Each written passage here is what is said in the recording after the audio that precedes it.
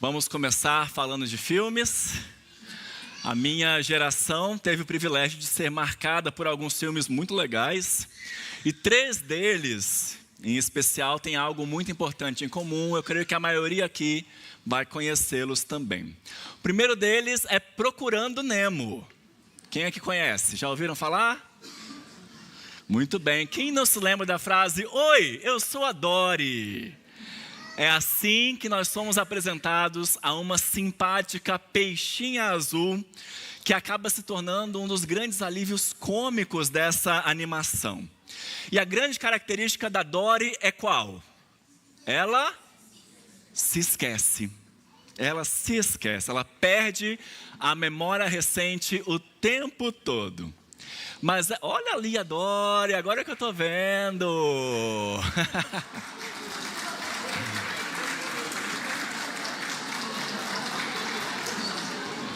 Obrigado, queridos. Obrigado.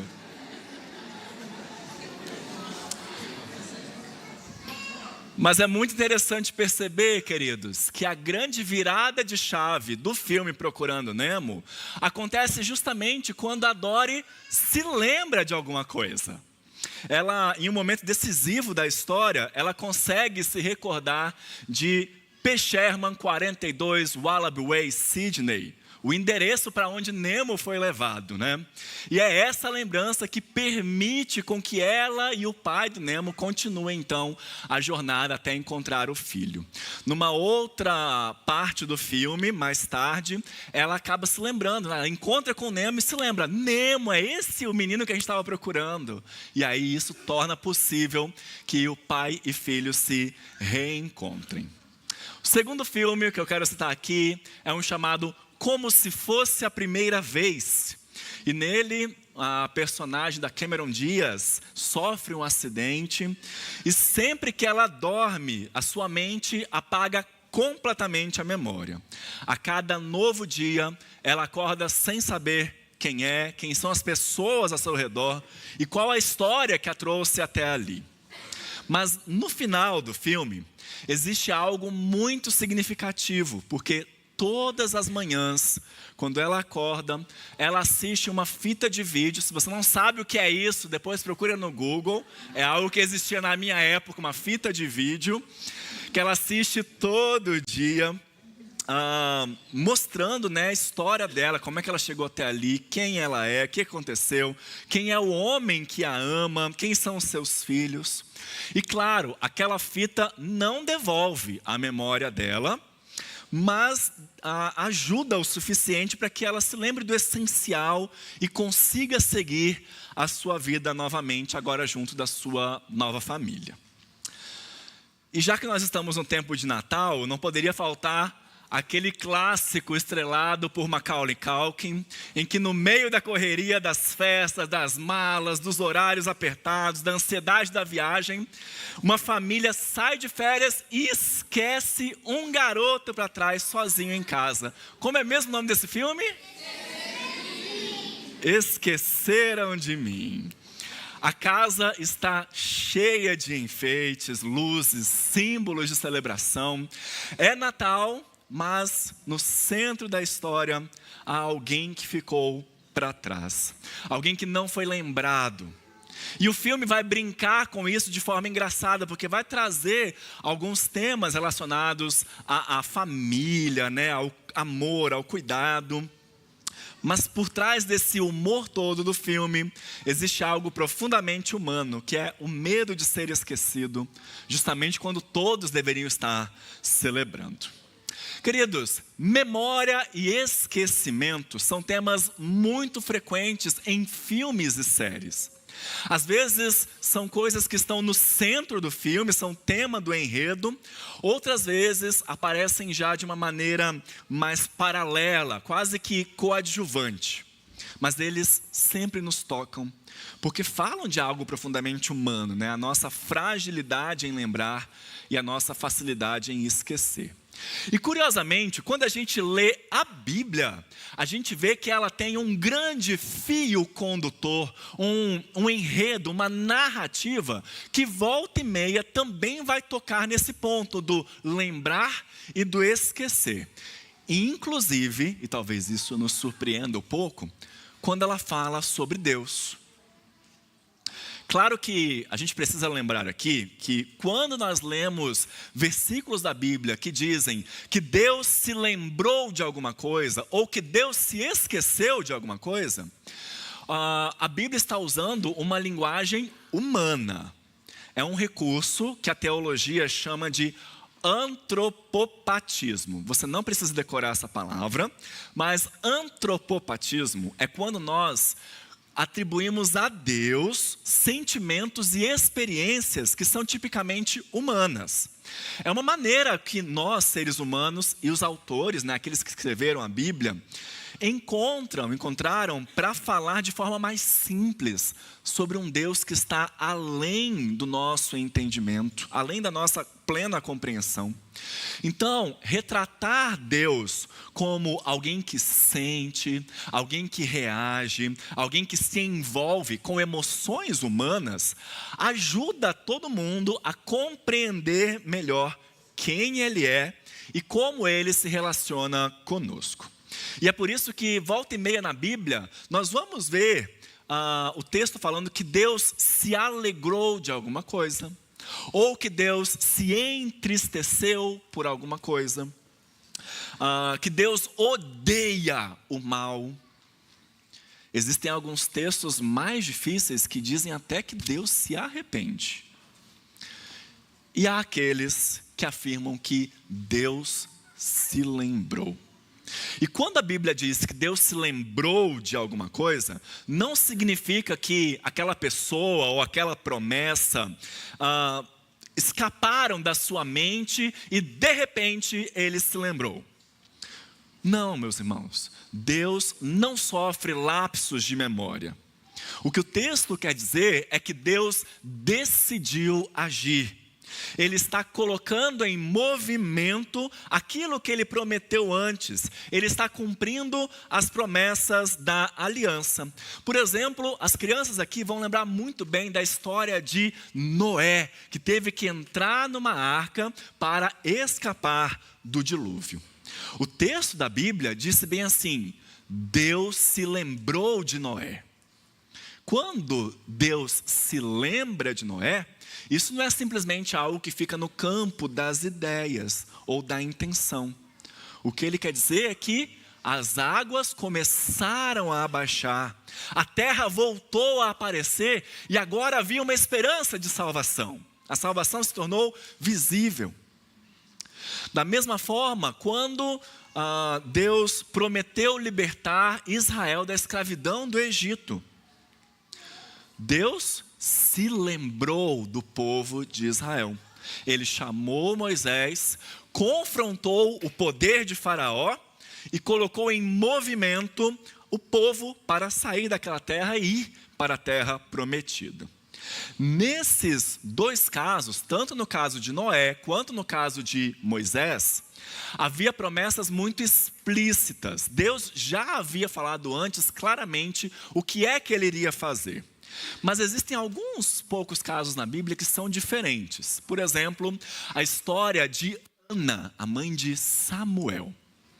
Ana era uma mulher estéril, ou seja, ela não podia ter filhos. E naquele contexto, meus irmãos, não ter filhos significava, aos olhos humanos, não ter lugar no grande projeto de Deus de abençoar a terra através da família de Abraão. Então, a gente pode imaginar, inclusive Ana, nos nossos termos, lógico, né? Pensando toda véspera de ano novo, quem sabe é agora, quem sabe é nesse próximo ano que eu vou conseguir engravidar. E isso nunca acontecia. Todo ano se passava e Ana não conseguia ficar grávida. Até que, sentindo uma angústia muito profunda, suportando inclusive zombaria, né, da sua própria família, Ana entrega a sua dor, entrega a sua angústia, a sua aflição diante de Deus em oração. E então, a Bíblia vai dizer algo muito decisivo.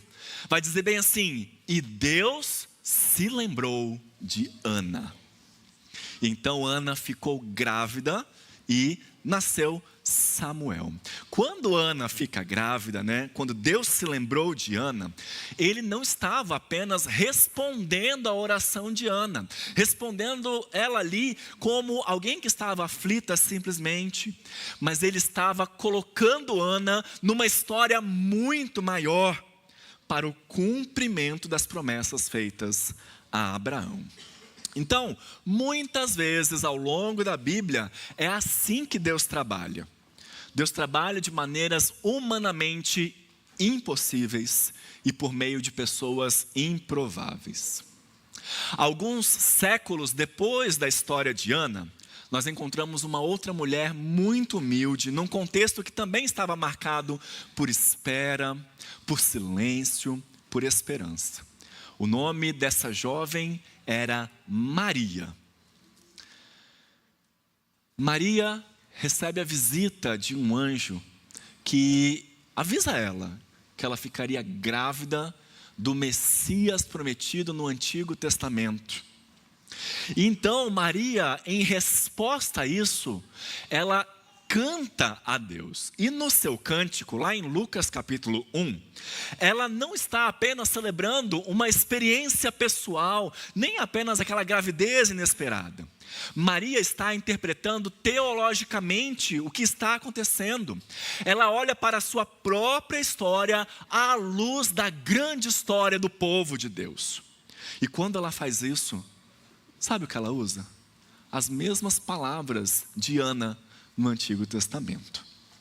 Eu quero ler com você Lucas capítulo 1, versos 46 a 55, que é o cântico de Maria. Eu quero que você observe como ela termina esse cântico. O texto vai passar para você aqui na tela. Lucas 1, 46 a 55. Então disse Maria: a minha alma engrandece ao Senhor, e o meu espírito se alegrou em Deus, meu Salvador, porque contemplou na humildade da sua serva. Pois desde agora todas as gerações me considerarão bem-aventurada, porque o poderoso me fez grandes coisas. Santo é o seu nome. A sua misericórdia vai de geração em geração sobre os que o temem. Agiu com seu braço valorosamente, dispersou os que no coração alimentavam pensamentos soberbos. Derribou do seu trono os poderosos e exaltou os humildes. Encheu de bens os famintos e despediu vazios os ricos. Amparou a Israel, seu servo, a fim de lembrar-se da sua misericórdia, a favor de Abraão e de sua descendência para sempre, como prometera aos nossos pais. Olha novamente, versículos 54 e 55. Amparou a Israel, seu servo, a fim de lembrar-se. Perceba como Maria entende o que estava acontecendo ali. Para ela, Deus não estava apenas olhando para uma jovem humilde lá em Nazaré. Deus está se lembrando, na verdade, de Israel. Deus está se lembrando da sua misericórdia, da sua graça, das promessas feitas a Abraão séculos e séculos atrás. Assim como aconteceu com Ana, lá no Antigo Testamento, quando Deus se lembra de Maria, Ele não está apenas respondendo à vida de uma pessoa, mas Ele está colocando em movimento o seu plano, o cumprimento da sua aliança. O que começa no ventre de Maria é a prova de que Deus não se esqueceu do seu povo e não abandonou a sua promessa. Maria canta então porque ela entende algo fundamental. Quando Deus se lembra, a história avança. Quando Deus se lembra, a história avança. O Natal, então, meus irmãos, não é apenas o nascimento de uma criança, mas é o momento em que Deus demonstra de forma concreta que Ele se lembrou de nós. Isabel, prima de Maria, era uma mulher idosa, piedosa também, e assim como Ana, ela também era estéril, ela também não podia ter filhos. Até que um anjo apareceu ao seu marido Zacarias. Eu quero que você observe que o nome de Zacarias não é acidental, não é um detalhe na história. Ele, na verdade, é muito importante, porque Zacarias significa exatamente Deus se lembra. E o anúncio feito a Zacarias rompe o silêncio de anos e inaugura uma nova etapa na história. Porque Isabel conceberia um filho chamado João o Batista, não como uma bondade de Deus, né, para um casal, tadinhos, tão idosinhos, eles merecem ter filhos. Não é isso. Na verdade, aquilo era plano, né, era parte essencial do plano de Deus. Quando esse bebê finalmente nasce, Zacarias também entende o que está acontecendo e, assim como Maria, rompe num grande cântico, numa grande profecia de adoração. Lucas capítulo 1, versos 68 a 75, também está para você aqui na tela. Zacarias disse: bendito seja o Senhor Deus de Israel, porque visitou e redimiu o seu povo, e nos suscitou plena e poderosa salvação na casa de Davi seu servo, como prometera desde a antiguidade por boca dos seus santos profetas, para nos libertar dos nossos inimigos e das mãos de todos os que nos odeiam, para usar de misericórdia com os nossos pais e lembrar-se da sua santa aliança e do juramento que fez a Abraão, nosso pai, de conceder-nos que, livres das mãos de inimigos, o adorássemos sem temor, em santidade e justiça perante ele, todos os nossos dias. Então vejam, ao ser agraciado com o nascimento de João Batista, Zacarias percebe que Deus havia começado a lembrar-se da sua santa aliança. No ventre de uma mulher considerada já fora do tempo, fora das possibilidades, Deus dava mais um sinal claro de que quando Ele se lembra, Ele não apenas consola vidas individuais, mas Ele faz avançar com fidelidade, com poder, a sua obra de redenção neste mundo. Diante disso, meus irmãos, o Natal nos chama a viver de forma diferente. Se é verdade que o Natal significa que Deus se lembrou de nós, então isso precisa tocar a nossa vida de forma muito concreta, de maneira poderosa. Por isso eu quero dar aqui 3 aplicações para nós hoje.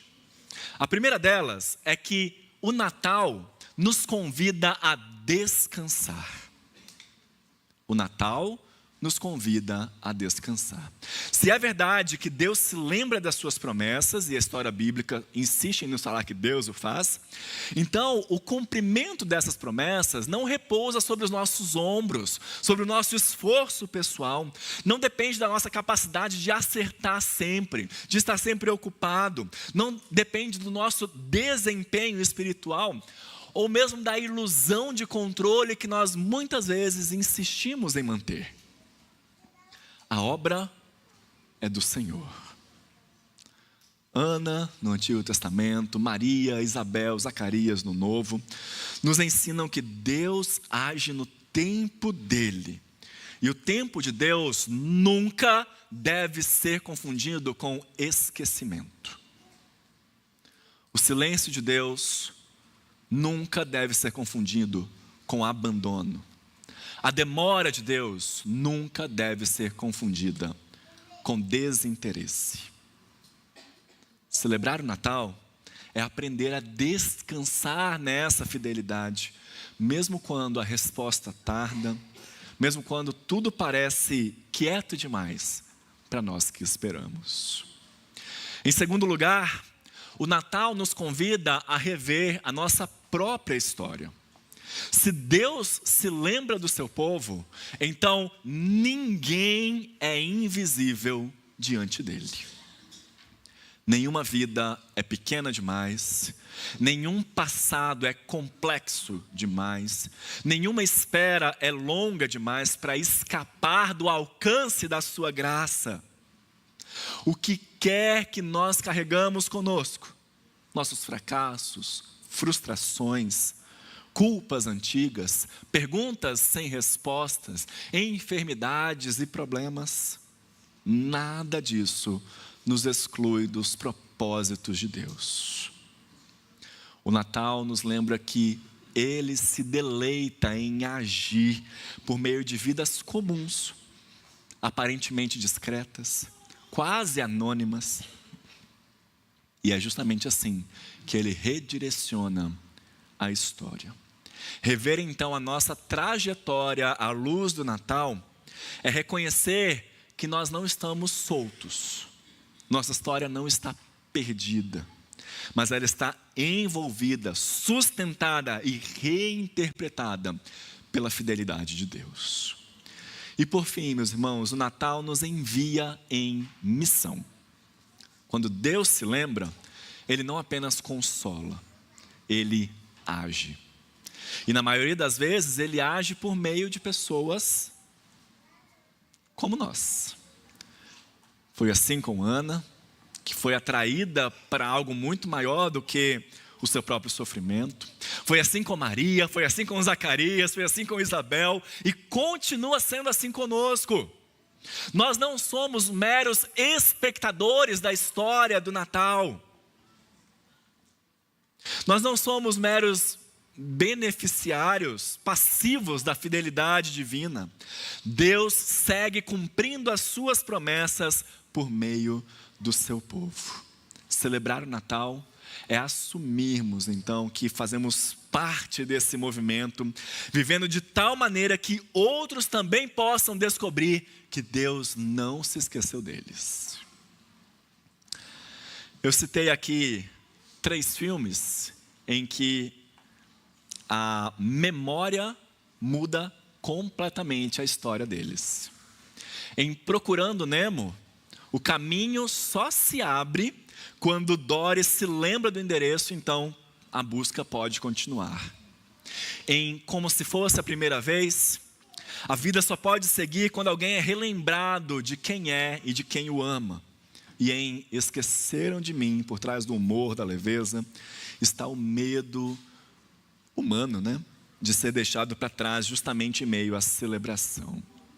Essas histórias que nós assistimos nos tocam muito, porque nós sabemos por experiência própria como esquecer pode nos paralisar e como ser lembrado pode devolver o nosso chão, a nossa alegria. Mas o Evangelho, meus queridos, nos anuncia algo que é maior do que isso. Ele diz que no Natal, não somos nós que precisamos nos esforçar e lutar para lembrar de Deus. É Deus quem se lembra de nós.